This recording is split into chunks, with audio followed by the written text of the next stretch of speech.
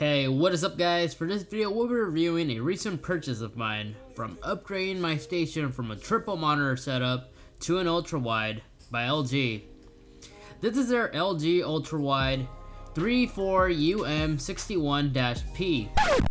I question how they come up with these ridiculous names, as if they just randomly key press the first 6 keystrokes and that's the names they pick. But back to the subject at large, LG has been the king from what I've seen when it comes to ultrawides. The specs for this monitor features a 34-inch screen with IPS panels, respawn time 5 milliseconds, refresh rate up to 75 GHz with FreeSync, and has 2 HDMI ports. Aspect ratio is 21:9, very good for watching videos. Screen resolution is 2560 by 1080, has support for an external mount, with very thin bezels, so if you wish to have a dual ultra-wide monitor setup you can, with very little draw-away distractions when viewing between these two screens. But lacks an internal speaker, so if you wish to listen to audio it will require you to have a headphone or an external PC speaker. When I first saw this monitor, I saw this at my local COSTCO and I was shocked to find out how affordable these ultra-wides have now become compared to the prices how it was 4 years ago. But I found this one for even cheaper on Amazon. With that extra money I saved, I then went ahead and picked up myself and some new external speakers. Link to those products will be linked in the video description down below.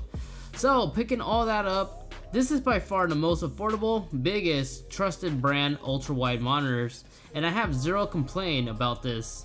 I had this monitor for over a month now and been performing great ever since.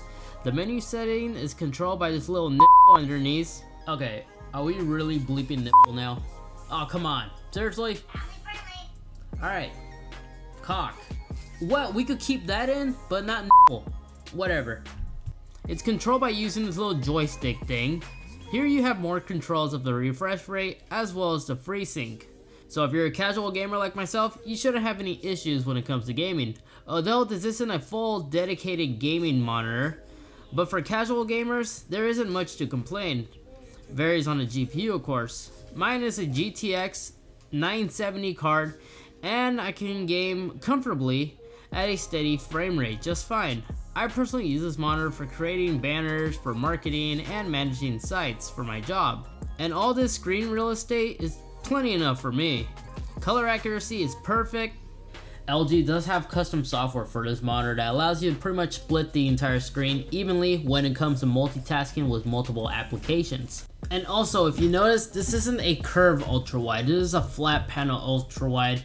So it varies on your setup, but for me, these flat ultra-wides I think are perfect for my setup. But varies on your situation. You might be better if you're a corner desk, more on the corner side of the office.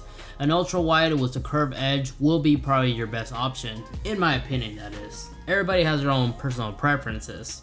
And at the time of making this video, I just noticed that my ultra-wide was supposed to come with a clip that was supposed to help wire management in the back. Mine doesn't include this, so I gotta contact LG and see what happened. But normally you'll put to have a clip right here that allows you to manage your wires a lot more efficient. I like that. Unfortunately, I don't have mine. So overall, this monitor in my opinion is one of the best budget ultra-wides out there. It's manufactured by a well-known trusted brand. So let me know down in the comment section if you agree, or do you know a better ultra-wide around this price point with very similar specs. And if you do, comment down below. And if you found this video informative or helpful, make sure to hit that like button and be sure to subscribe to the channel if you're not, so you don't miss any future content like this. So until next time, hope to see you guys on the next one. Peace.